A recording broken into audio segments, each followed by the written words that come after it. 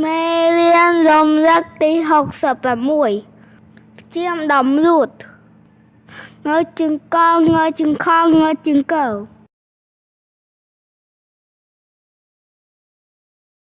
ការអានពាក្យ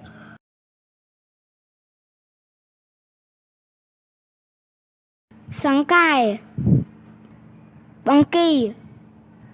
ចង្កេះនេះចង្កេះកងគៀដងខៅកងខើញបង្ខាំងបង្កងសង្កេតបង្គន់កូនអីបង្គន់ជួអាត់ណាបង្គន់ភូគីងតាន់ទៀតបង្កប់បង្កបង្កើត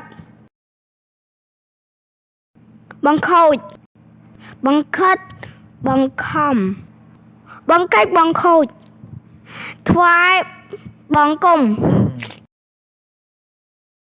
ការអានច្បាស់ដងខៅនាំកូនចាក់ឆ្នាំបង្ការកង្កែបនៅគីងគក់ហែក្នុងកងគាបង្កងនិងបង្គាមានលុករៀងសតដៀងគ្នា